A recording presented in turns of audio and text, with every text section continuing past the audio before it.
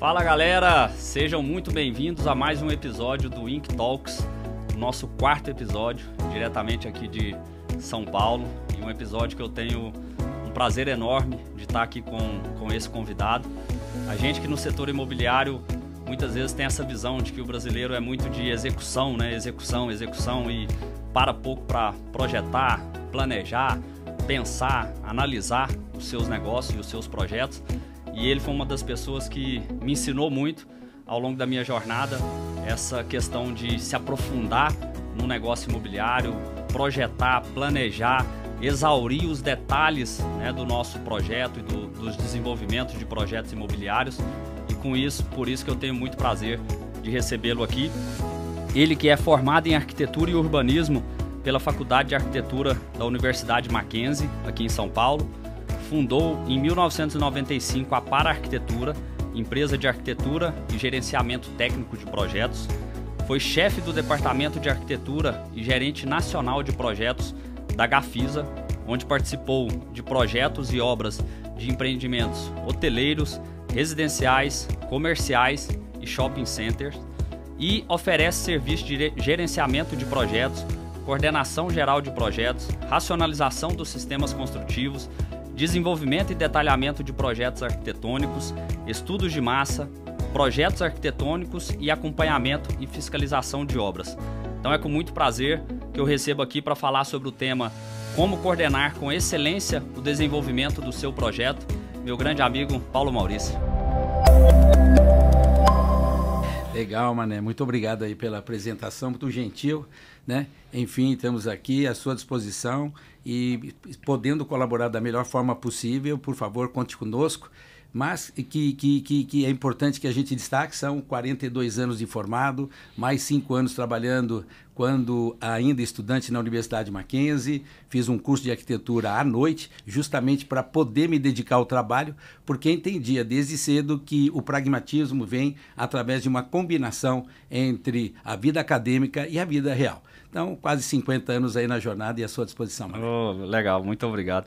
Paulo, então, para a gente começar, vamos começar ouvindo um pouco mais em detalhes essa sua história, né, desse tempo todo aí que você tem no nosso segmento, como que você ingressou no segmento de incorporação imobiliária, né? Você que fez arquitetura, e a arquitetura tem uma série de vertentes, né? Uma série de caminhos, assim como a engenharia, né? Que é a minha formação e a formação da grande maioria das pessoas que atuam no nosso segmento. E como que você começou nesse processo, como que você descobriu esse segmento e adentrou nele? Legal. Veja bem, eu quando estudava, né, digamos, na Universidade Mackenzie, eu sempre tive uma identidade muito forte com a área técnica da Universidade Mackenzie.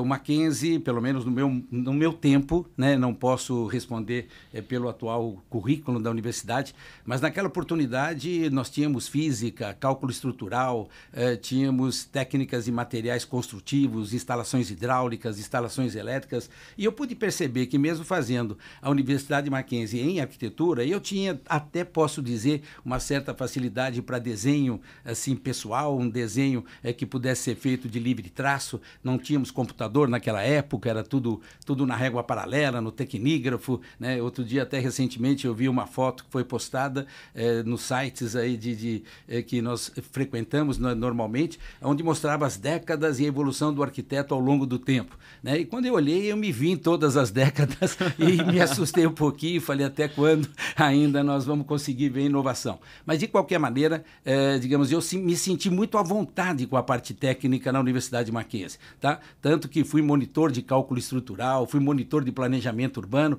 né? Da tal a identidade que isso me trouxe.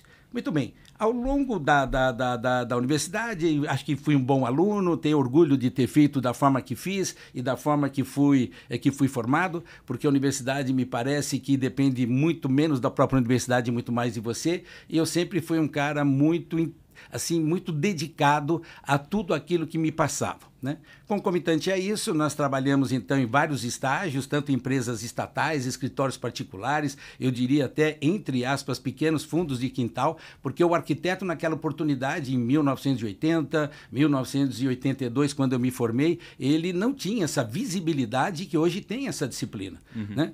Tanto que consegui, em 1983, uma oportunidade na Gomes de Almeida Fernandes, que antecedeu a Gafisa, como assistente administrativo. Me formei no Mackenzie, dedicado à arquitetura, porém, quando vislumbrei uma oportunidade na construtora, mesmo da forma de assistente administrativo, para atuar no segmento hoteleiro, porque a Gomes de Almeida Fernandes estava introduzindo no Brasil pela primeira vez edifícios flats, que eles chamavam, que era aquele residencial com serviços de hotelaria, e eu vislumbrei uma oportunidade, eu agarrei de unhas e dentes, e como você mencionou, depois de quase 15 anos, saí de lá como gerente nacional de projetos. Oh, que bacana, que legal. E depois que você né, passou por essa fase da Gafisa, montou a Para-Arquitetura e já de largada estruturou a empresa para aquilo que ela se propõe e faz, né? Hoje faz muito bem. A gente teve a oportunidade de participar aí de coordenação e desenvolvimento de uma série de projetos juntos, né? Como que foi esse início da empresa, enfim? Bom, um dia, claro, apaixonado pela Gomes de Almeida Fernandes, né, fruto até do meu crescimento, posso até contar que quando a Gomes de Almeida Fernandes ela ingressou e começou a participar de feiras internacionais, ela quis dar um aprendizado, porque a Gomes de Almeida Fernandes sempre foi uma empresa atípica ao seu tempo. Ela tinha uma empresa em Nova York, ela tinha uma visão de mundo completamente diferente daquelas tradicionais de mercado, ela tinha organizações e métodos, ela tinha uma estrutura operacional administrativa muito grande e num dado momento ela começou a fazer investimentos em parte do seu quadro funcional e eu me lembro claramente que por ser uma empresa totalmente dedicada de engenharia e por muitos anos dentro da Gomes de Almeida Fernandes eu fui o único arquiteto, incrível, né? Uma empresa de mercado do porte da Gomes de Almeida, ela tinha passado por um processo de recomposição de estrutura e tinha se autodefinido como uma empresa construtora e entendia que como empresa construtora, somente o engenheiro respondia pelos seus atos e durante esse período a gente conseguiu mostrar que a somatória de disciplinas, a diversidade de ideias poderia estar trazendo algo muito mais produtivo para os seus negócios, né? A empresa reconheceu, fui convidado a fazer várias viagens internacionais, fui para os Estados Unidos, fui para a Europa, né? Tivemos em várias feiras internacionais, o aprendizado cresceu e num dado momento, né, o ex-diretor de engenharia da Gomes de Almeida Fernandes, e que hoje, na verdade, também já se desligou da empresa, um pouco mais posterior à minha saída, ele um dia me chamou e falou: Paulo, você tem que entender que o seu ciclo na empresa terminou.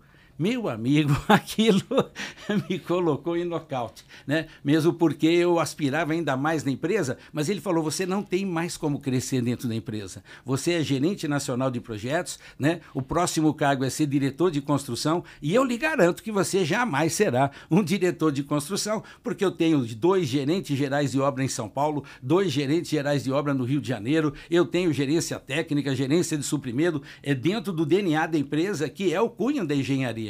Né? E ele naquele momento eu falei: mas Mário, você tá Mário Rocha Neto, ele hoje ele conheço bem. O Mário Rocha Neto, dono da Rocontec, aí uma empresa forte no mercado também, na construção e na construção civil, no mercado imobiliário. Para mim uma grande referência, eu gosto muito do Mário. Show. Se estiver nos ouvindo aí, abraço para ele. Mas vai Mário. ouvir, te garanto que isso vai chegar a ele. E já se sinta convidado também, viu, Mário, a participar de um episódio aqui com a gente e contar um pouco da sua história e sua experiência. Nossa, legal, ia enriquecer demais aí o teu canal, pode ter certeza, né?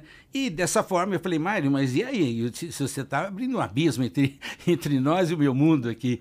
Eu sei que eu fiquei tão, assim, naquele momento eu fiquei tão abatido que ele me pagou, inclusive, ele falou: não, você vai frequentar agora uma espécie não era uma psicóloga, eu nem me lembro qual era o termo da pessoa, e ela iria me preparar para eu poder sair da empresa, não foi um facão. Ele falou: se prepara que você vai sair da empresa, você está destinado a voos diferentes daqueles que você tem hoje aqui, aqui você se limita bastante ao seu trabalho. Enfim, ele me deu uma lição de vida naquele momento, sem que eu percebesse, né, que foi crucial e fazendo com que eu pudesse acreditar muito mais em mim mesmo do que eu imaginava. É claro que quando você forma uma empresa, você não sabe como vai conseguir dar sequência ao seu trabalho, sustentar a sua família, porque de repente você sai para para uma disponibilidade de mercado, e eu ampliei um pouco o leque da empresa, como você mesmo citou. Eu, no início dos nossos trabalhos, eu criava projetos, fiz algumas criações, desenvolvia projetos para terceiro, e depois a história me verticalizou somente na gestão técnica de projetos imobiliários. Tá? Mas, de qualquer maneira, foi o Mário, ele precipitou, ele assim, acreditou em mim, eu sou muito, muito grato, né, às palavras dele, a tudo que ele representa na minha vida profissional. Fundamos a Par, e a Par agora vai completar 30 anos já de existência, e eu diria, Manuel, esses 30 anos passaram-se muito rápido. Né? Eu falando com você, eu me lembro do primeiro dia, nosso escritório na Rua Clodomiro Amazonas, aqui em São Paulo. Agora nós estamos aqui na Bandeira Paulista, né? Mas assim, como se fosse ontem. Então foi isso. Aí, ao longo, né, claro, também, repito, que foi um fato muito interessante, porque quando no período da Gomes de Almeida eu tinha um sobrenome, eu até brincava com meu pai, né? Eu falava, pai, eu não sou Paulo Maurício D'Arienzo, eu sou Paulo Maurício da Gomes de Almeida Fernandes, né? E assim, num dado momento, eu falei, o senhor está perdendo o sobrenome, né? E aí, quando saí da empresa, percebi que, obviamente, eu voltei a ser Paulo Maurício D'Arienzo, e, de repente, o Paulo Maurício D'Arienzo precisava construir um novo mundo, uma nova história, e é essa história que eu estou carregando até hoje. Poxa, cara, que legal, assim, a gente mal começou o episódio, Paulo, e assim, me encanta conversar contigo, até pela paixão, né, que eu vejo você falar de tudo isso, falar do nosso mercado, falar da sua história, e talvez até por isso tenha se passado tão rápido esses 30 anos, como certeza. Você comentou, né, pela intensidade com que você vive aí o seu dia a dia. E explica um pouco a para-arquitetura, assim, o que são esses serviços, né, que eu descrevi aqui no início, para quem está nos ouvindo, o que na prática a sua empresa faz, como que ela contribui para o processo de desenvolvimento de um projeto? Muito bem, eu vou ficar mais focado agora nesses meus últimos anos, né? Porque, claro, tem uma história, criei projetos, desenvolvi projetos para terceiros, né? Eu tenho uma linha, posso dar um exemplo a vocês, a construtora São José aqui em São Paulo tem um segmento de altíssimo padrão, e a construtora São José, hoje ela frequenta as mídias sociais por estar envolvida nos maiores cases de sucesso imobiliário, talvez do Brasil, né? A Rua Seridó, por exemplo, recentemente foi eleita como a rua, né, mais elegante, mais cara, né, com um resultado comercial mais exponencial. E eu me inclusive visitamos, desculpa te cortar, visitamos juntos um empreendimento lá da São José. Da São José, acho que São Paulo. Eu acho que foi o São Paulo. São Paulo, né? Foi o São Paulo, inclusive o São Paulo hoje é levando uma turma de alunos aqui de São Paulo. Exatamente, foi o São Paulo, onde você tinha um trabalho social muito importante, muito legal. Nós fomos lá no sábado de manhã, se eu não me recordo, e nós fomos explicar para toda aquela turma ansiosa, né, por informação e por novidade, como era uma parede diafragma, como se constituía uma todas as soluções técnicas que estavam sendo adotadas lá no projeto complexo. Manuel, né? Eu tenho essas fotos comigo até hoje, que nós tiramos lá no canteiro de obras, bom recordar, né? Bacana essa tua lembrança, e foi a construção do São Paulo. Então, na construtora São José, lá eu posso mostrar parte do nosso trabalho, que até então desenvolvimos num determinado momento. Tínhamos um designer lá de altíssima capacidade, William Simonato, um dos arquitetos que eu mais prezo, tanto pela sua capacidade pessoal, quanto pela sua qualidade e elegância de desenho. E ele, escolhido como designer da empresa, ele precisava que alguém, né, a construtora São José, já tínhamos contato antigos, né, quando da Gomes de Almeida Fernandes, a gente sempre acaba criando um network aí, né, digamos, pelo mercado imobiliário. E o Mauro, então, um dos sócios diretores da empresa, ele nos convidou para que, junto com o William Simonato, nós desenvolvêssemos uma série de empreendimentos da São José, nas quais a nossa responsabilidade envolvia aprovação de projeto legal, desenvolvimento e detalhamento de projeto arquitetônico, gerenciamento completo de todas as disciplinas técnicas e, por fim, acompanhá-lo quando necessário nas reuniões que haviam de comissões, porque a grande maioria das obras da construtora São José era feita sob encomenda e, naturalmente, a linha de conduta seria a obra a preço de custo. porque haveria, né, digamos, uma personalização e essa personalização seria potencializada ao máximo. Participamos dessa forma, Manuel, no Seridó, no Sampo. Olha, tem uma linha de projetos, brincava que de todos os santos, né, apostólicos, católicos, né, que nós tínhamos de nome, eles faziam parte desse trabalho da São José, e eu diria que foi um momento que nós potencializamos nosso trabalho com uma amplitude muito grande, tínhamos um escritório até bastante, né, significativo, com quase mais de 15 colaboradores técnicos, e então eu diria que foi um momento inesquecível, volto a dizer, também de muito aprendizado e, obviamente, de muita troca de experiência e informação. É uma pena que todos não possam conhecer, mas nível de detalhamento como o Seridó e o edifício Sampo, por exemplo, eu diria que são casos isolados no mercado. Legal.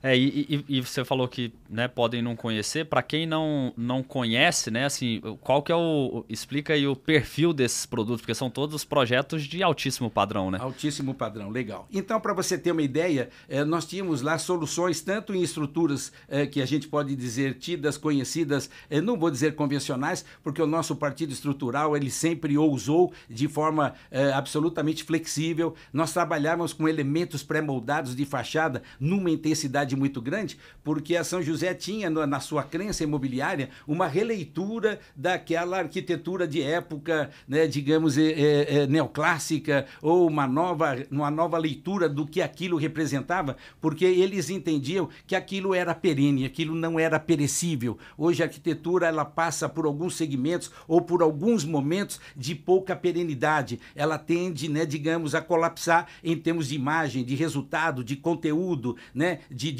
tempo. A gente, quando hoje usa o termo atemporal, até imagina dizer que ela pudesse se sustentar um pouquinho mais. Mas, na verdade, como uma música clássica, a São José traçava a sua linha de conduta no mercado imobiliário e no seu estilo arquitetônico. Então, aquilo provocava soluções muito complexas, porque eram diversas as molduras, usamos muito, volto a dizer, pré-moldados, materiais alternativos de altíssima eficiência e comprovada qualidade e durabilidade, né? Fundíamos fibras, enfim, era um grande laboratório, né? Um grande laboratório para que nós alcançássemos efetivamente o que de melhor pudesse resultar em benefício dos clientes da construtora. Trabalhávamos com linhas de esquadrias de última tecnologia, em esquadrias de alumínio, fazíamos ensaios de acústica, na época não existia norma de desempenho ou uma preocupação de norma de desempenho, que mesmo estando ao lado da marginal, mesmo estando em ruas movimentadas, aquilo parecia, cara, eu vou te dizer, algo hospitalar de tão silencioso que era, né? Algo que estivesse completamente fora de um contexto da malha urbana e daquilo que essa malha representa na cidade de São Paulo, né? Aquilo foi um grande laboratório. Tem um outro caso também, que é o caso do Palácio Hotel Tangará. No Palácio Hotel Tangará, fomos convidados pelo Rafael Birman, que eu entendo ser uma das maiores lendas do mercado imobiliário, né? Foi o profissional, Concordo. Foi o profissional que trouxe, né, ao Brasil a tecnologia de edifícios comerciais que até então não existiam no Brasil, né? E recentemente entregou um icônico aqui na Faria Lima, né? Mais um, né? Participei com ele do empreendimento da Baleia. Da, né? Baleia, B32. O B32, tivemos uma participação muito gentil, inclusive o Rafael, quando editou um livro, ele fez questão de deixar registrado nesse livro todos os colaboradores, todos os participantes, né, da feitura daquele grande caso de sucesso e que hoje é uma referência nacional.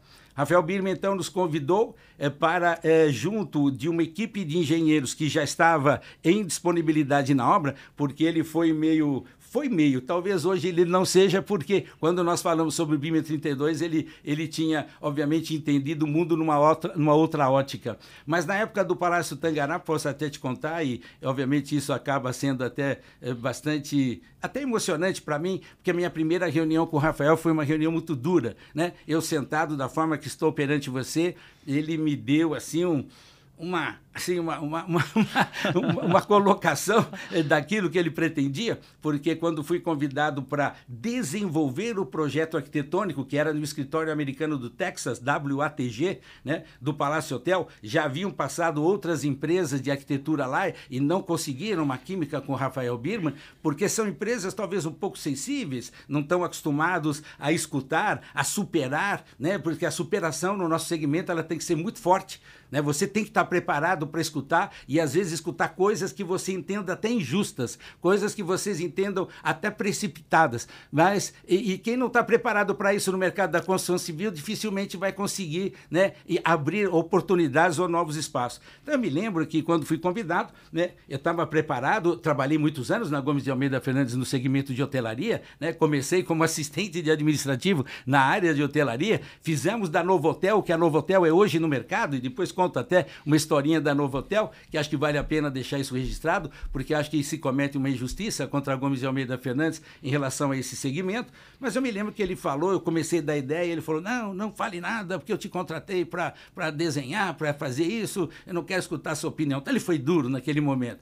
Eu entendi a posição dele e naquele momento até pensei, tem duas alternativas, ou eu levanto, porque ele foi um pouco, né, deselegante comigo, ou eu levanto e vou embora, ou eu fico aqui, enfrento e vou conhecer essa pessoa melhor, porque ela tem muito para me passar, ela tem muito para me dar. E eu sabia que eu estava na frente de uma lenda do mercado imobiliário. Sem sombra de dúvida, me resignei, né, digamos, humildemente aceitei as palavras dele, injustas naquele momento, acho que ele poderia ter colocado de uma outra maneira, mas, Manel, ele foi um professor para mim de uma forma soberba.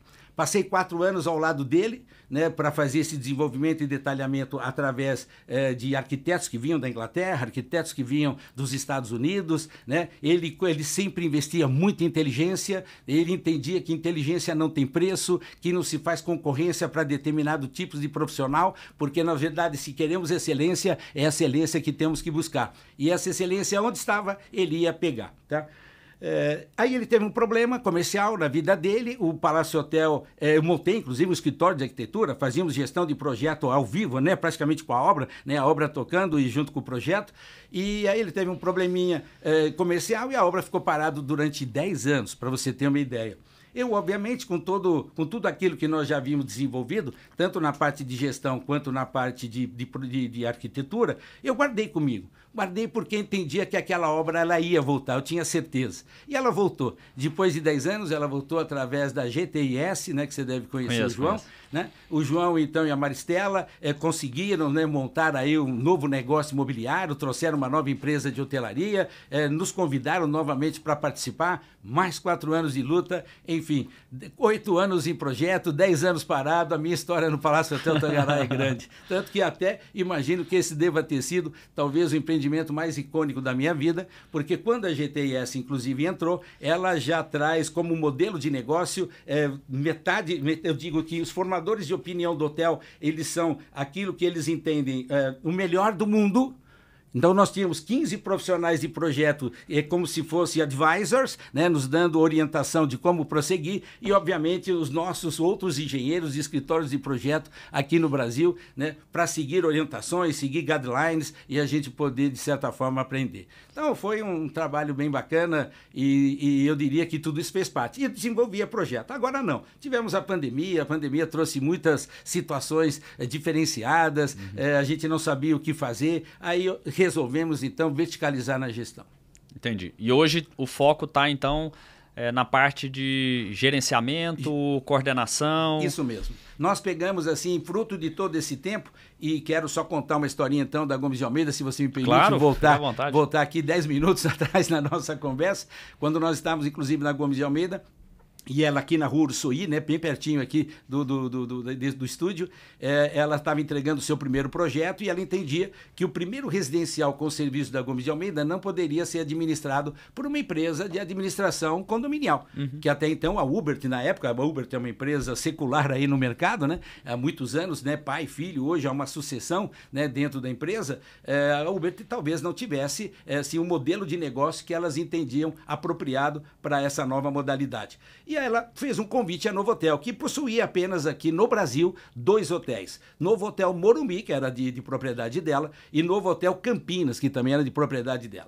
Eu assim, sem cometer nenhuma forma que possa fazer com que a Novotel se sinta um pouquinho desprestigiada no que eu vou falar, eram hotéis assim absolutamente simples. simples, hotéis simples, 3 estrelas, tá? E a Novotel, assim, quase com um passo de desligamento do segmento no Brasil, porque ela não conseguia imaginar como ela podia crescer nesse segmento, né? O Brasil nunca teve muito essa coisa, ou agora sim, o São Paulo, né, tem uma força na parte de business, de negócio, né, de movimentações, mas isso em 1980, isso não representava muita coisa na década de 80. E foi convidado e eles aceitaram. Tanto que eu me lembro que quando nós montamos o Rua Uruçuí, nós falávamos direto com o presidente da Novotel na França, que era o Monsieur Lachey. Ele que vinha, falava, Monsieur Lachey, vamos resolver aqui o que nós temos que entender. A esposa do Monsieur Lachey era a nossa decoradora. Ela vinha de Paris aqui, ela nos ajudava a fazer a decoração no flat. Era quase que uma empresa doméstica, caseira. Parecia uma cantina italiana e não uma empresa de hotelaria, né, francesa. E no Brasil, depois de 50 empreendimentos juntos, né, um dia o nosso presidente percebeu, ao abrir o jornal, sem que fosse avisado, que a Novotel estava lançando um novo empreendimento com uma outra empresa, né, imobiliária. E aquilo, me lembro, o Dr. Raul Leite Luna, falecido, infelizmente, grande mestre, grande líder, né, ele falou assim, nossa, que estranho, né, que situação, né, absolutamente embaraçosa, né, e foi conversar com o pessoal, eles entendiam que eles estavam livres no mercado para atuar da forma que eles entendiam mais adequada ao grupo, cresceram com a Gomes de Almeida. Nesse momento, a Gomes de Almeida montou 2 empresas de hotelaria, uma hoje ainda em operação muito forte, no Rio de Janeiro, Promenade, né, que foi montada pela própria Gomes de Almeida e depois, obviamente, liberada para o mercado. E em São Paulo, uma empresa também de hotelaria Residência, que trabalhou durante muitos anos nesse segmento e depois, com o falecimento do seu CEO, do seu responsável, né, a empresa ela praticamente também se esvaiu e não mais se tornou presente ao mercado, né? Então são histórias bacanas que a gente tem e vai contando aí ao longo da nossa existência. Gerenciamento de projeto, muito focado hoje naquilo que a gente pode transmitir às pessoas como nossa experiência, muito focado naquilo que nós temos como visão técnica de integração. Eu sou um grande integrador, quando digo eu, a Par é um grande integrador, né? Quem está comigo, eu, a Érica, as arquitetas, tivemos lá um turnover muito grande, né, em relação, digamos, ao ciclo de movimentação de projeto, mas a nossa empresa hoje, na verdade, é uma grande integradora. Ela procura conhecer e tem uma visão muito clara de etapas, processos, de predecessores, né, como nós devemos operar nesse segmento e consegue, né, nós nos especializamos em ser generalistas também, né, eu me coloco fazendo uma analogia à medicina, que eu sou um clínico geral, nossa empresa ela atua em clínica geral, eu sou obrigado a conhecer um pouco de tudo para que eu possa efetivamente depois endereçar aquele especialista que com certeza deve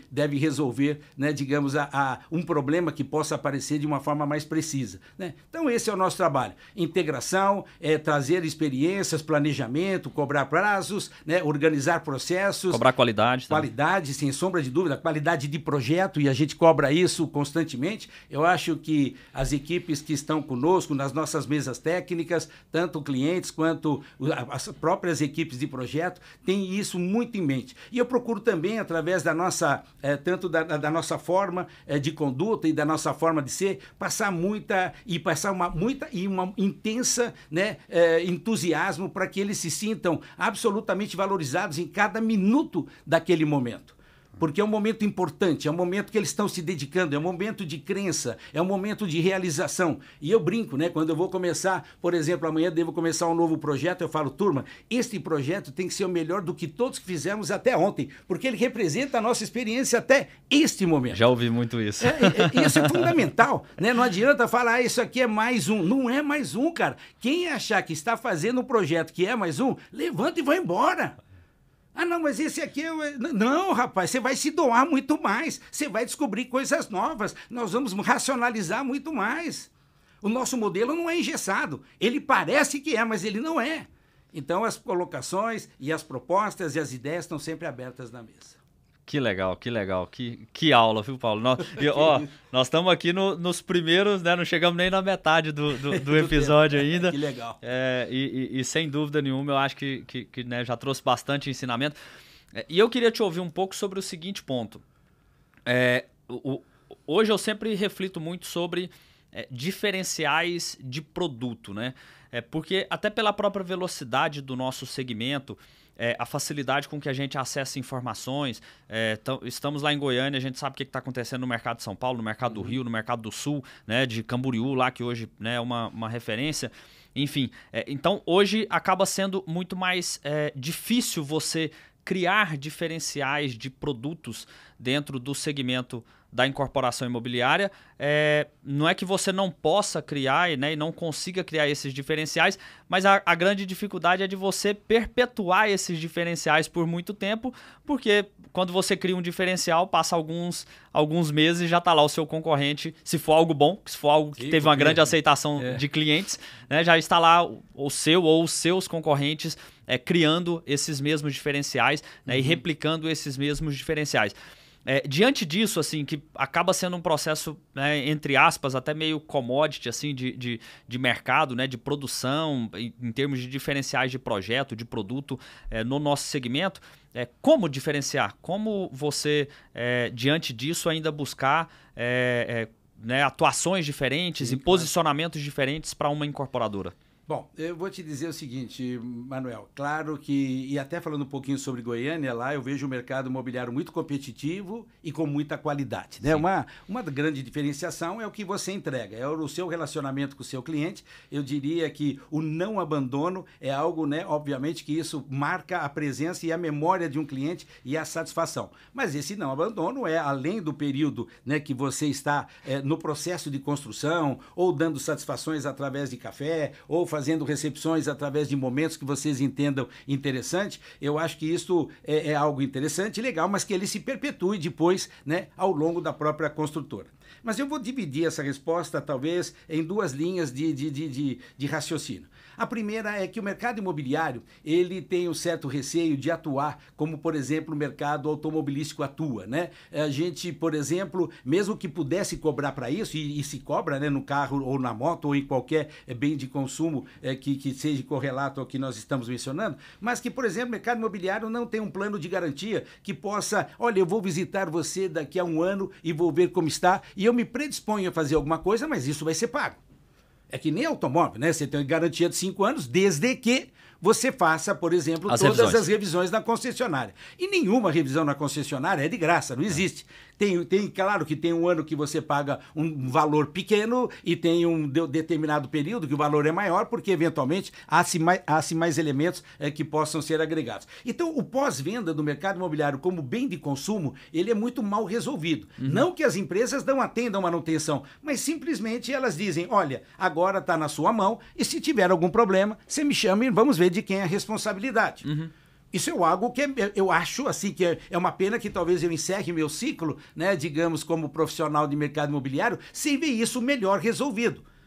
Porque se você pegar qualquer outro bem de consumo que tem o valor que tem o do mercado imobiliário, as coisas deveriam ser diferentes. Elas poderiam ser entendidas como um pós-chaves de uma forma, né, assim, absolutamente, né, própria ou diferenciada. Eu nunca vi uma empresa atuar assim nesse segmento, com coragem e apresentando um plano de manutenção preventiva, cobrando por isso. E se alguém quiser abrir mão, ok, fica à vontade. Mas nós temos um plano que pode lhe dar uma garantia na sua casa, desde que você não faça mau uso das peças. Isto vale para o carro. Quem faz mau uso da peça, quer fazer a garantia, quer trocar, vai pagar. Não quer, obviamente, fique aí do jeito que você também está. Tá? Então vejo que o pós-obra é algo neste bem de consumo que poderia ser um pouco mais estudado, né? Não sei a receita, eu dei apenas um exemplo, entendo que ela vai encontrar o seu caminho próprio, mas acredito que não poderia haver esse desligamento da forma que existe, né? Eu acho que isso é uma linha de conduta. A segunda, Manuel, você foi muito feliz quando você falou,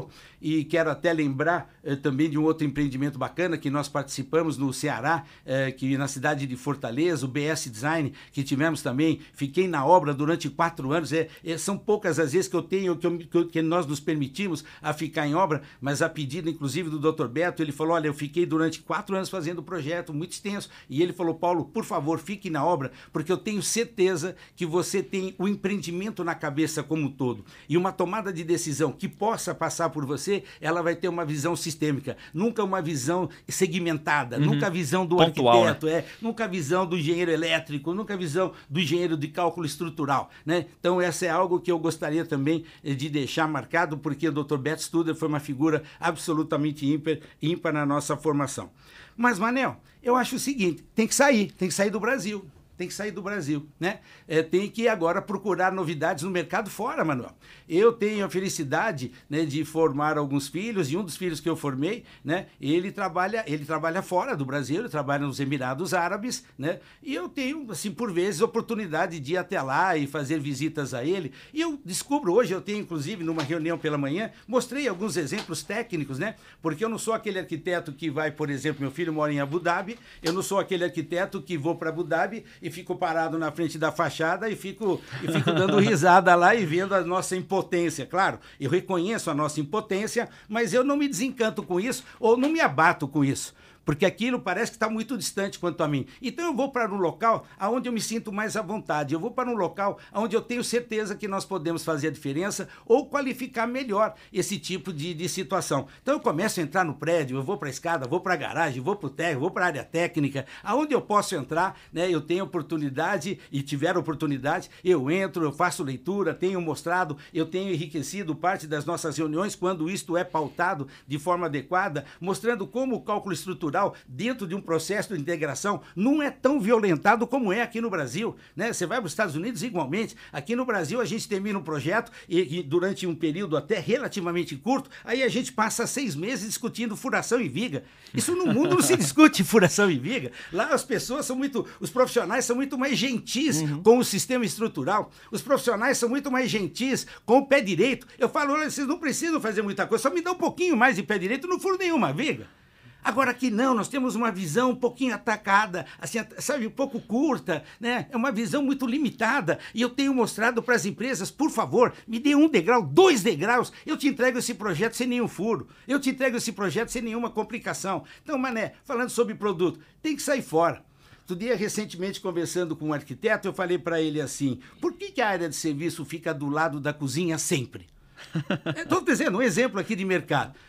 Eu perguntei para ele, você sabe qual é o cliente da área de serviço dentro do apartamento? Vocês já pararam para pensar? O cliente da área de serviço é o quarto.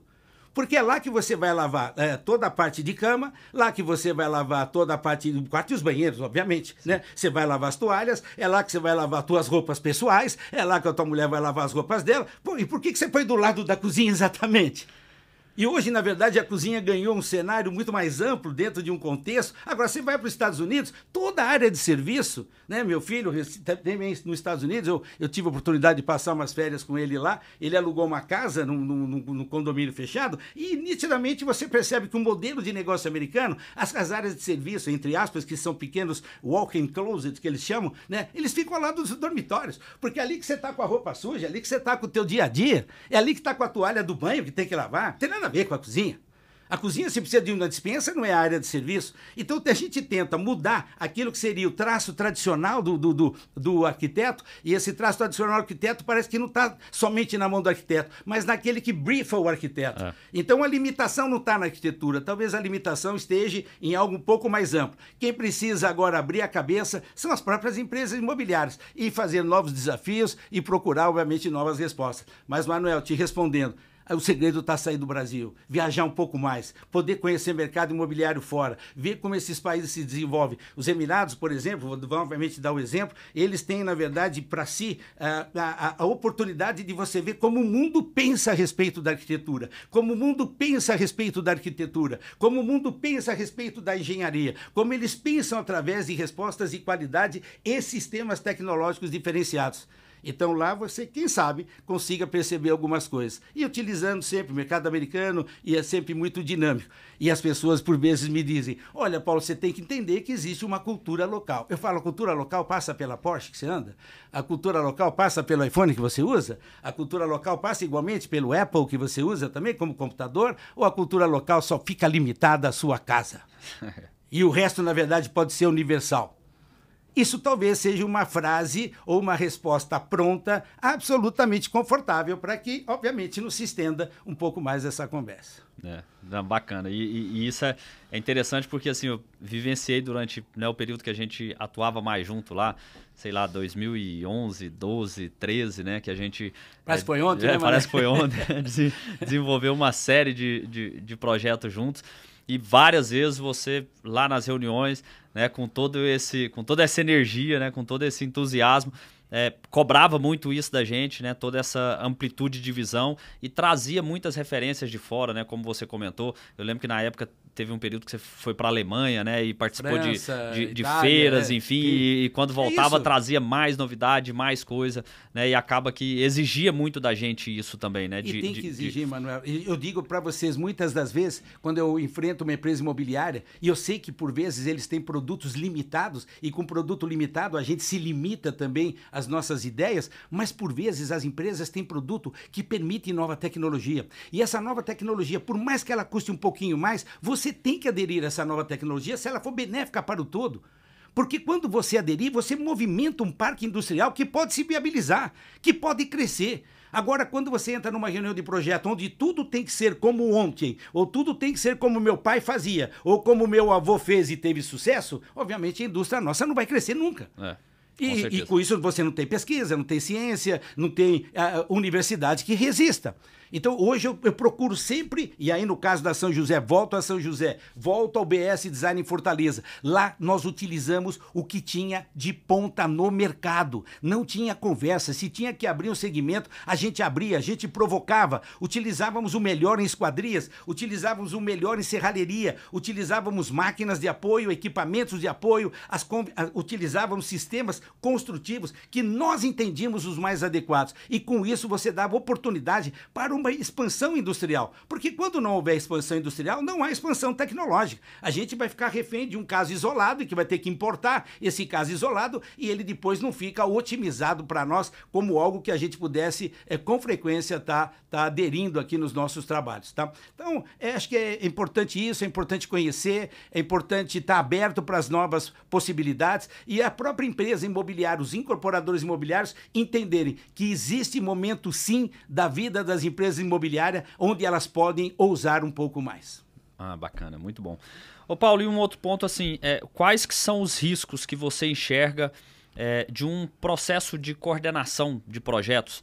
Né? Já deu para perceber aqui, né? Eu já conheço bem aí uma parte da sua história, mas para quem está nos ouvindo já deu para perceber o nível de profundidade e competência técnica que você tem, e aí que reporta isso aos seus clientes. Agora, qual que é o que você enxerga como riscos para quem ainda não procura esse processo de uma coordenação de projetos bem feita, bem desenvolvida, e cuidar desse processo prévio, né? De planejar bem o empreendimento, de pensar todas as variáveis, todos os riscos e acaba deixando aquela solução para a obra, né? Chegando lá na obra a gente resolve, na hora que for executar a gente resolve, enfim, o que você enxerga dos riscos desse processo? Assim, quem deixa para a obra resolver tem uma limitação profunda do conhecimento do seu negócio, porque a obra é um fato isolado, o seu negócio é algo muito maior, né? A obra é um case, ela é apenas um momento daquilo que você pratica efetivamente como um ato de trabalho, um ato de transformação. Obviamente, se você não tiver planejamento em tudo na sua vida, você nunca vai perpetuar o seu negócio. A perpetuação do seu negócio, ela obrigatoriamente passa por estudo, planejamento, racionalidade, otimização, desenvolvimento tecnológico e nisso, nessa cadeia como um todo, você inclui a atividade de projeto. Eu costumo dizer que a atividade de projeto é tão significativa dentro de uma empresa que da área de projeto deveria sair o próximo CEO da empresa.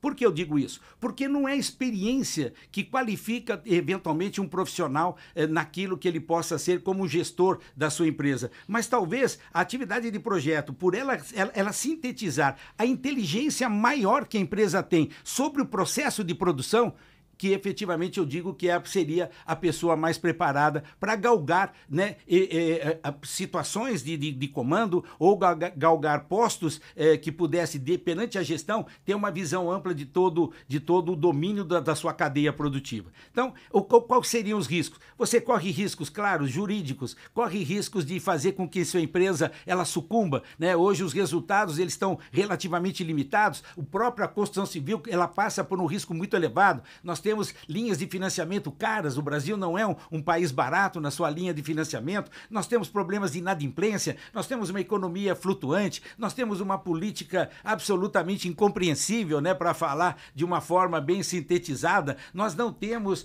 segurança jurídica nesse país. Então, veja bem, são tantos os riscos que você colocar o seu negócio à margem de um planejamento e de uma gestão que possa minimamente fazer com que a sua fábrica produza algo de forma mais pensada e compatibilizada com o todo daquilo que você vai entregar, eu diria que o risco é bastante elevado. Tá? Hoje o cliente está muito exigente, os órgãos de proteção ao consumidor são efetivos, né? As empresas não suportam custos de manutenção elevados, né? Elas têm uma limitação de verba em orçamento para poder fazer a manutenção. Passando essa limitação, tenho certeza que os resultados depois começam a afetar não simplesmente o negócio, mas a própria estrutura da empresa. Então eu diria que a gestão, ela obriga nós fazermos uma aproximação, e é o que nós praticamos hoje, do projeto legal em qualquer instância, do projeto comercial em qualquer instância, dos projetos jurídicos em qualquer instância, do projeto técnico também em qualquer instância. Tanto que ao iniciarmos um trabalho, eu procuro conhecer tudo que foi desenvolvido legalmente e procuro estudar, procuro conhecer tudo que foi desenvolvido comercialmente e procuro estudar, procuro conhecer tudo que foi desenvolvido juridicamente, né? Me perguntam, mas para que você quer ler um contrato de compra e venda? Eu falei, porque eu quero ler. Eu quero ler o que você está vendendo, eu quero ler o que você escreveu. Quantas vezes você nos questionou em projeto pelo book do empreendimento? Pelo book do empreendimento. Pegando, né? Todo o material publicitário. Todo o material, eu quero ver tudo. Aqui vocês estão prometendo isso, e aí, tudo, cadê? Absolutamente tudo, né? Eu preciso conhecer o que vocês estão vendendo, obviamente com isso eu vou ter informação suficiente, porque daqui, a partir de um dado momento, eu começo a dividir responsabilidades com a empresa que tem em nós um coparticipe, né, nesse processo de gestão, e obviamente eu digo que com isso, o gerenciamento de projeto, afora a experiência pessoal na área técnica, ele integra tudo aquilo que movimenta a área de incorporação ou que movimentou até o seu lançamento. Ah, legal. E aí, assim, dentro desses riscos, né, que você muito bem colocou, como mitigar isso? Como você contrapor, né, além da possibilidade de contratar para a arquitetura, mas claro, assim, a Par é um player do mercado, tem vários players, né? Mas assim, como o mercado é muito amplo, né, tem uma série claro. de ouvintes em outras, né, em várias regiões, mas assim, como a empresa, independente de estar trabalhando com terceirizado ou ter uma estrutura interna, enfim, como ela contrapor e mitigar esses riscos da coordenação do desenvolvimento de projeto? Legal. Eu acho que dentro de uma empresa o nível de informação, de comunicação tem que ser bastante intenso, né? Não é raro a gente perceber numa empresa que um segmento ou um departamento caminha numa direção e acaba se comunicando ainda, por incrível que pareça, de forma não tão linear, não tão precisa com o outro departamento. As heranças, os clientes internos das empresas ainda sofrem um pouco, né? Há dificuldade de mobilidade entre os clientes internos da empresa, mas eu acho que uma organização e utilizando todas as ferramentas que hoje nós dispomos, né? Tendo lá um servidor onde a história do empreendimento vai estar contada, vai estar absolutamente acessível a todo o processo de produção da empresa, eu diria que isso mitiga bastante, mas de qualquer maneira a comunicação, a informação, né, que possa ser sempre melhor divulgada, a participação, por exemplo, hoje estão nos chamando para começar a participar de empreendimentos em pré-engenharia. O que é em pré-engenharia? Eu diria que é um momento super importante, é quando está sendo criado, né, o projeto, e quando está sendo criado é depois do estudo de viabilidade. Uma vez que o estudo de viabilidade se mostrou eficaz, agora vamos criar um projeto. A gente não participa dando opinião em criação, a gente só começa a ver a criação desde o seu nascedouro e tenta de alguma maneira mostrar, né, determinadas situações que poderiam tomar outros caminhos, ou por exemplo, planejar projetos de uma forma diferente. Quando você trabalha em projetos imobiliários de grandes dimensões, a gente ajuda muito na compreensão de fases, etapas de construção, setorizações de negócio, a gente tem também planilhas que possam invocar usos exclusivos e usos compartilhados. Eu me lembro muito bem que um dia, quando pela primeira vez na IBM, a IBM montava o seu primeiro negócio multimodal, multiuso, multimodal, que foi o Metropolitan, por exemplo, né? E eu sentei com a Lívia na época, eu falei, Lívia, nós temos que, para entender entender esse negócio multimodal, porque lá você tinha escritórios, lá você tinha flats, que era uma espécie de um residencial, lá você tinha um mall, um shopping mall. Falei, você tem muitos interesses. Então aqui você tem interesses exclusivos e você vai ter depois interesses compartilhados. Quando resolvemos isso na engenharia, interesses exclusivos e compartilhados, o seu advogado vai fazer com que a estrutura operacional, né, da forma que nós estamos montando engenharia, ele descreva na convenção de condomínio. Porque o que eu vou te entregar não é uma convenção de condomínio, o que eu vou te entregar é um modelo de engenharia. E através do modelo de engenharia é que você vai poder traduzir a sua operação. E hoje quem não pensa nisso, quem não cria modelo de engenharia, imaginando como ele vai operar, efetivamente o risco é muito alto. Ele destrói, ele decompõe todo um processo, né, digamos, de negócio assim rapidamente. Então hoje a gente nitidamente percebe que quando temos casos grandes, casos maiores, a gente tem que dar um passo além daquilo que a gente faz, né, que é algo um pouco convencional, para que a gente vá já através do modelo de engenharia, como funcionaria instalações hidráulica, elétrica, de forma única para um determinado negócio e como ela se compartilha, onde todos passam a ter benefício sobre uma determinada área. Então isso aí também a gente discute bastante. Que legal. Ô Paulo, e assim, você já participou, né, projetou, ou né, seja na fase sua lá de projeto, lá de trás, ou só de participação, de algum projeto que o desenvolvimento, a concepção do negócio ou a parte de coordenação, ela não foi assertiva por alguma razão que seja, e quais que foram, se tiver acontecido, né, quais que foram as lições desse... Ao longo da nossa carreira, eu não vou conseguir assim te citar algo que não foi assertivo, mas eu posso assim lembrar claramente de tomadas de decisão de empresa que não foram no caminho que nós entendíamos, e quando digo nós, é quase uma mesa, uma plenária técnica. Porque tem a complementação dos projetistas, né, de toda a equipe. Eu até brinco que muitas das vezes, Manuel, a gente enfrenta mesas técnicas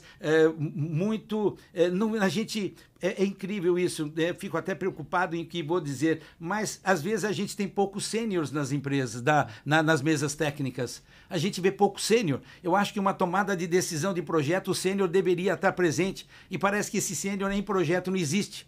Né? Existe um arquiteto dedicado, uma arquiteta dedicada, um engenheiro dedicado, uma engenheira dedicada que representam por vezes a empresa, e os sêniores, né, naquele momento eles não participam, e a decisão da empresa acaba recaindo sobre pessoas que ainda não têm a experiência suficiente para poder caminhar com o negócio, para poder entender parte daquilo que você está dizendo, porque elas não conseguem perceber. Né? A vida, ao longo de todo o processo, né, que a gente vai evoluindo em todos os sentidos, e eu estou dizendo nesse momento materialmente ou intelectualmente sobre os casos da construção civil, elas nos deparam a enfrentamentos com pessoas muito jovens. E aí frustra bastante, né? Frustra bastante, e obviamente a gente procura mitigar, a gente sempre dá a nossa sugestão, a gente sempre destaca que a palavra final são das empresas, a gente sugere que outras pessoas sejam escutadas antes da decisão, né, que deva ser tomada sobre determinado assunto, mas eu vejo muita precipitação, né? Ouvia mais, né? Agora há um comedimento maior, as ferramentas de controle são melhores, mas de qualquer maneira, o que me frustrou, mas sem que eu guarde algo que tenha, de alguma forma, me deixado assim completamente decepcionado, ou que eu devesse caminhar numa outra direção. Eu digo que a evolução de uma pessoa sempre faz caminhar numa outra direção. Sim. Mas, e claro, por conta de erros, muito mais por conta de novas oportunidades. Foi assim o enfrentamento com pessoas muito, muito jovens, e essas pessoas muito jovens se sentiam, né, no direito de dar a palavra final sobre determinadas situações. E aí, obviamente, qual o papel da PAR nesse momento? Só para que você saiba, quando a PAR sentia isso claramente, nós entendíamos que esse não era o nosso foco de trabalho, esse não era a nossa relação, não era a relação que nós deveríamos participar, e a gente se afastava naturalmente do processo, entendendo que a continuidade ali não seria bem-vinda. Algo também interessante que eu acho que vale a pena a gente destacar, que na obra se pode muito pouco como retomadas de decisão. Sabe, se pode muito pouco. A obra é muito respeitada. Literalmente, a obra é muito respeitada. E eu também vejo empresas que têm dificuldade de ter essa mesma ação em projeto.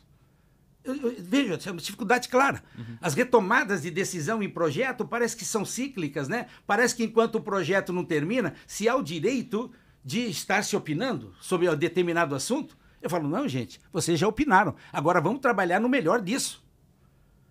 Se amarra a decisão e... Amarra a decisão e vamos procurar o melhor resultado. Mas não, eu vejo ainda, por vezes, situações cíclicas que fazem com que o projeto ele não possa se potencializar como deveria. Então, se uma empresa tem, de forma bem clara, o que quer, né? Digamos, eu falo para vocês, nosso trabalho é, além de materializar o que você quer, né? E eu digo, porque elas nos cobram muito prazo, né? As empresas nos cobram muito prazo. E eu tenho um dito que diz assim, me diga o que você quer, como você quer, que eu vou te dizer quando. Depende do que você quer e como você quer. Tem horas que é possível e tem da forma que você quer também, e tem horas que verdadeiramente não é possível. Então, são situações que a gente enfrenta, por vezes com muita jovialidade, mas hoje muito mais fácil de se conversar. Mas digo para você, o projeto ainda, ele se permite às situações que a obra não se permite e ela é muito mais respeitada. Não somente pela sua materialização, mas pelo próprio respeito na linha de produção e do processo construtivo. Cultural, né? É isso aí. Tá, e projeto mais desafiador? Eu sei que foram vários, né? Vários projetos, mas assim, algum que você entenda aí que a história seja bacana. Acho que a história do Palácio Hotel Tangará é insuperável, né? Como eu falei, acho que é o começo da nossa fala. Ela é insuperável pelo que representou no meu primeiro momento com o Rafael Birman, né? Hoje eu tenho como um amigo profissional. Ele, inclusive, quando me convidou para participar do Birman 32, fizemos toda a legalização do projeto do Birman 32 de altíssima complexidade. Tinha um dado momento que eu digo da minha vida, Manuel, que eu fui um grande especialista em legislação aqui em São Paulo, né? Hoje já mudou tanto que eu diria que talvez eu seja o pior exemplo em legislação, porque não dá para acompanhar, né? É uma brincadeira, né? Quando o advogado fala, mas eu sou um especialista em Código Civil, eu falo, meu amigo, eu sou especialista em Código de Obras, em Lei, Uso e Ocupação do Solo, Código de Corpo de Bombeiro, normas técnicas brasileiras, e tem horas que eu me considero um advogado urbano. Porque tal a quantidade de leis que nós devemos estar atentos e a quantidade de informações. Então, o Rafael Birman me convidou também, fizemos a legalização, mas sem sombra de dúvida, Palácio Hotel Tangará, pela sua história, pelo que ele representa, pela sua grandiosidade, pela sua localização, por aquilo que se queria o melhor, se queria do bom. A gente brigava, a gente lutava, mas era o melhor, eram tecnologias, eram técnicas, eram precauções absolutamente ímpares. Eu diria, talvez, que esse hotel hoje, São Paulo, eu não acompanho assim, a história da sua capacidade de evolução operacional, mas eu tenho plena certeza que é um dos negócios mais rentáveis de hotelaria que existe hoje no Brasil, disparado. Né? Hoje a Fórmula 1 tem no Palácio Hotel Tangará o seu box preferido, né? O seu pit stop preferido. Né? Hoje grandes celebridades ou grandes eventos na cidade de São Paulo escolheram, até em função da preservação da Mata Atlântica que nós fizemos ao longo de todo o empreendimento e pela quantidade de profissionais que nós tivemos e tivemos a oportunidade de conhecer ao longo do seu trabalho. Foram quase 10 anos, Manu. Isso que eu ia falar, assim, eu também não conheço, né, o resultado do negócio operacional, vamos colocar assim, mas eu acho que o resultado do hotel fala por si só, né, em cima de toda essa colocação sua, porque é um ícone, né, aqui da cidade de São Paulo, é um hotel referência da cidade, né, e como você falou, assim, é um lugar que todo esse ambiente, né? Não só a questão do hotel em si, da construção em si, mas todo o envolvimento. Parece que você está fora de São Paulo, né? Assim, você está na Europa. Quando você entra lá, assim, fora. Um ambiente diferente, você se desconecta, enfim. Então, eu me lembro, Manuel, só para você ter uma ideia, quando fomos montar a parte de comidas e bebidas do hotel, a GTIS, né? Ela teve um contrato lá com o Jean Georges, por exemplo, que é um dos maiores restaurateurs, né, do mundo, né? Michelin, 3 estrelas em Nova York, Michelin no Brasil também, né? E ele tinha um nível de exigência técnica dele, assim, a formação técnica do Jean Georges, para que ele pudesse garantir a cozinha, que ele se comprometeu a entregar no hotel, ela passava por verdadeiras situações de embaraço até, né? De complexidade, tanto em instalações de ar-condicionado, teto gelado, câmaras frigoríficas, fogões de tudo que é ordem, tanto de convecção, que eles chamavam, ou fogões ultramodernos. Então nós tivemos lá um trabalho na área de comidas, projeto americano, inclusive dele, aí tivemos que tropicalizar o projeto para cá, né, trazer alguma coisa, e tivemos um excelente companheiro nesse sentido, tá? Então, veja bem, lá nós tivemos a oportunidade de fazer o que tinha de melhor. Era na área de entretenimento, tecnologia, comunicações, celular, internet, né? Foi um momento muito especial e principalmente porque projeto, gestão, e lá nós fizemos todo o detalhamento do Palácio Hotel Tangará, culminando um pouco com o nosso ciclo de desenvolvimento de projetos, até e a GTIS acreditando no nosso trabalho, até fruto daquilo que a história, né, nos propiciou de entendimento técnico, né? Nós tivemos lá a oportunidade de conversar com os maiores players que eu entendo, né, tanto a nível nacional quanto, quem sabe, de uma boa parte a nível internacional, porque, volto a dizer, muito vinha-se da Europa e muito vinha-se dos Estados Unidos. Que legal, que legal. Que aula, viu, Paulo? Que aula. Que é isso. Nós vamos ter que marcar a parte 2 desse episódio aí, porque vai ficar muita coisa bacana pra gente conversar. Mas enfim, caminhando aqui pro final, né, desse nosso episódio, que, volto a dizer, foi, né, para mim é uma aula. O que eu acho mais legal desse projeto é o quanto eu aprendo também com esses momentos, com essa conversa, com essas interações, enfim. E é sempre bom, né, conversar contigo e te ouvir. E aí a gente tem uma parte aqui desse final do nosso do episódio, né, do Ink Talks, que a gente chama de sprint imobiliário, que é meio que um perguntas e respostas, né, um bate-bola aqui. Uhum. E aí eu queria ir te colocando algumas perguntas para que você pudesse nos responder, né? Mercado imobiliário precisa de tempo. Precisa de tempo para pensar um pouquinho mais. Às vezes as coisas saem de forma um pouquinho precipitada, porque o resto, as ferramentas estão disponíveis, né? E eu tenho um ditado que eu levo em projeto que eu digo assim: calma que eu tenho pressa. Legal. Né? E o calma que eu tenho pressa, obviamente o tempo é limitado, mas quando eu digo tempo, e um dia escutei algo que eu nunca vou esquecer na minha vida e vou levar até quando, né, ainda persistir no trabalho, que graças a Deus que entre 2 dias existe uma noite. Legal, legal. Muito bom, muito bom, muito bom. O que você mudaria no setor se você tivesse o poder de mudar alguma coisa? O processo construtivo, completamente. Nós somos retrógrados, infelizmente, né, se investe na ignorância nesse país, né? Por mais que a gente não queira politizar a nossa conversa, a gente sabe que a sobrevivência de muito político nessa terra, ela se faz através da ignorância. E essa ignorância, ela vai ser perpétua. Imaginam que dando de comer apenas, né, dando de comer, isso seria absolutamente resolvido. Recentemente eu vi um site, né? Talvez acho que foi num podcast mesmo, ou numa entrevista, que ele falava sobre a diferença, me permita politizar um pouquinho o finalzinho aqui da nossa conversa, ele falava sobre a diferença entre o capitalismo e o socialismo, né? O pobre tem celular, é por conta do capitalismo. O pobre tem televisão, é por conta do capitalismo. O pobre pode ter, digamos, uma geladeira, também é por conta do capitalismo. E ele dava certos exemplos. Em contrapartida, o pobre não tem educação, que é por conta do socialismo. O pobre não tem hospital, que é por conta do socialismo, e o pobre não tem segurança, que também é por conta do socialismo, porque isso depende do governo, isso depende do poder. Então, quando depende do capitalismo, parece que a gente consegue ascender mais. Quando depende do governo, ainda nós temos dificuldade até para os insumos básicos. Então, a síntese é: vamos investir no sistema construtivo, vamos tornar a nossa máquina mais industrializada, não vamos mais aderir ao artesanato. Eu tento lutar em Goiânia, vamos tirar o bloco cerâmico, né, digamos, dos nossos edifícios. Ele fala: não, Paulo, é muito barato. Eu falo: mas eles não investem em sistemas. É um bloco limitado, absolutamente limitado. Vocês estão perpetuando o negócio de olarias de fundo de quintal. Vocês têm que pensar de uma forma um pouco mais ousada. O bloco de concreto, né? E eu brinco, a IBM, por exemplo, trabalha muito com bloco de concreto, é uma indústria absolutamente forte, potencialmente e industrialmente rica.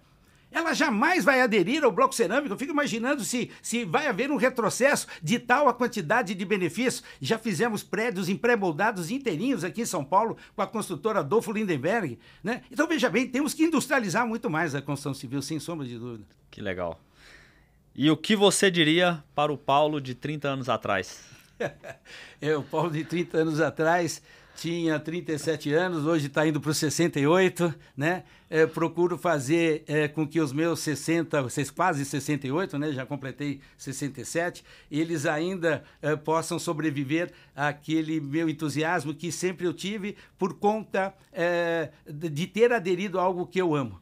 Essa que é a grande verdade, Manuel. Eu encontrei o meu grande amor profissional da minha vida, que foi o que eu pratico, aquilo que eu faço, e inclusive recomendo a todos que queiram trabalhar num conceito de engenharia e arquitetura, que leiam, que é onde eu me encontro, né? Eu me lembro que muitas das vezes eu falei que o segmento, a minha universidade era arquinharia, né? Era o segmento dos dois, era aquilo que fazia a fusão. Leiam um livro do Ken Follett, quando fala sobre Pilares da Terra, né? Ken Follett, esse livro mostra claramente a fusão entre engenharia e arquitetura. Foi uma paixão que eu tive, é uma paixão que não vai me largar e é algo que eu quero levar comigo até aonde eu puder. Legal, legal. Eu já ia te perguntar, a próxima pergunta você já até antecipou sem ter acesso a ela, que é uma dica de livro, um livro que você... Ken Follett, Os Pilares da Terra, né? Tem vários livros legais que a gente lê e lê com bastante frequência, mas esse livro marcou a minha vida. Tentaram fazer aí alguma coisa no cinema, mas não vale a pena ler o livro e lá vocês vão entender o que é um profissional que projetou uma catedral, que descobriu a ciência de construção da catedral, que construiu a catedral desabou, foi encontrar a solução para o teto em abóbada que desabou. Então é uma aula de engenharia e de arquitetura dentro de uma estrutura, né, gótica, na verdade, fala sobre uma igreja gótica, né, assim, da Idade Média. Então eu diria que isso pode ser algo que deva ser muito interessante a quem se interessar, volto a dizer, pela arquinharia. Está aí fundada aí uma universidade nova. Que bacana, tá anotado aqui, porque esse aí eu vou colocar na lista de leitura. Lê, você vai gostar muito. Legal. E pra gente finalizar aqui, Paulo, um último recado que eu queria ouvir de você para quem quer evoluir, né? Busca, que é o intuito aqui, inclusive, do podcast, né? De levar um pouco mais dos bastidores do nosso mercado, de caminhos, né? Insights aqui que a pessoa possa buscar aqui de conhecimento, desenvolvimento profissional, para que acompanhe essa necessidade da profundidade do nosso segmento. O que você daria aí de dica para as pessoas que estão nesse processo de evolução da incorporação imobiliária, do mercado imobiliário, de uma forma geral? Eu acho que falando um pouco sobre incorporação, né, é claro que não me sinto até com capacidade de fazer assim algum lembrete ou dar alguma indicação de sites, mas eu posso dizer o seguinte: a incorporação ela tem que conhecer em profundidade o negócio que ela vende.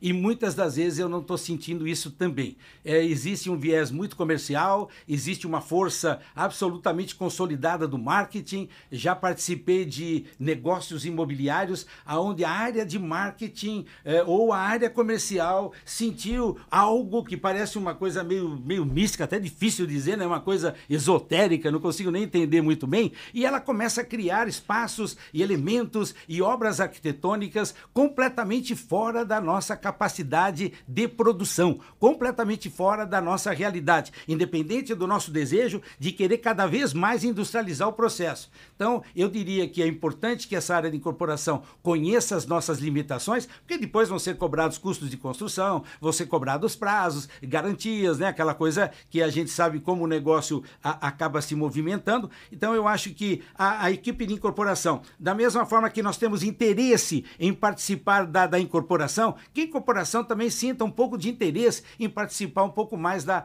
área de construção. E te dou como exemplo uma empresa que me marcou profundamente nesse sentido. E uma pena que ela tenha por motivos, né, que eu digo, muito alheios à questão técnica, desaparecido do mercado, que foi a Odebrecht, né? A Odebrecht, eu trabalhei muitos anos com a OAS, muitos anos com a Odebrecht, conheço boa parte dos players lá que se envolveram, infelizmente, em política, tá? Mas a escola, por exemplo, da Odebrecht, ela tinha um trabalho de interligação, de incorporação com construção, que foi, pelo menos, algo que mais inovador eu vi naquele momento, que eu não imaginava que as duas pudessem se fundir. E o respeito que a incorporação tinha sobre a opinião da construtora e, obviamente, o inverso, porque a construtora sabia claramente que precisava viabilizar o negócio e trazer um fato novo. Então, ela caminhava em todo o processo junta. Não terminava o ciclo da incorporação no lançamento.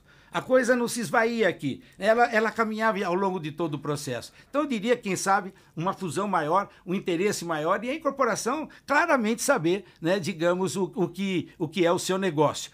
Às vezes me pergunto se a área de corretagem está preparada para isso, né, se os corretores sentem também esse movimento.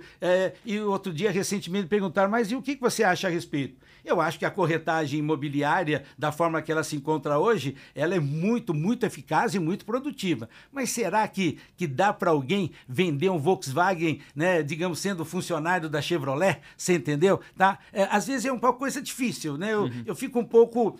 porque se você não tem uma venda que conhece profundamente o teu negócio, pode ser que parte daquilo que a própria empresa tem em seu DNA, ele não consiga passar claramente ao seu cliente, né? Então fica um pouco confuso também a parte de vendas aí. Legal, legal. Paulo, muito bacana, muito obrigado mais uma vez pelo seu tempo aqui, pela sua disponibilidade da gente conseguir bater esse papo aqui e replicar isso, né? Repassar isso para os nossos ouvintes. Enfim, mais uma vez quero agradecer aqui a sua disponibilidade e esse show que você deu aqui pra gente, essa aula que foi realmente fantástico. Ô, Mané, para nós foi um prazer, uma tarde super agradável, né? Espero que o InkTalks, né, evolua de uma forma absolutamente própria, né, assim, bastante consolidada, porque você abriu um segmento muito importante e eu espero que você tenha aí diversas contribuições e fazer disso aqui realmente um aprendizado e uma escola nova no mercado. Valeu, Mané. Legal, muito obrigado. Gente, então aqui encerra o nosso 4º episódio. Você que gostou aí desse conteúdo, aproveitou esse episódio, compartilhe, curta, repassa aí para as pessoas do seu ciclo de relacionamento nesse nosso mercado imobiliário. Um abraço e até a próxima.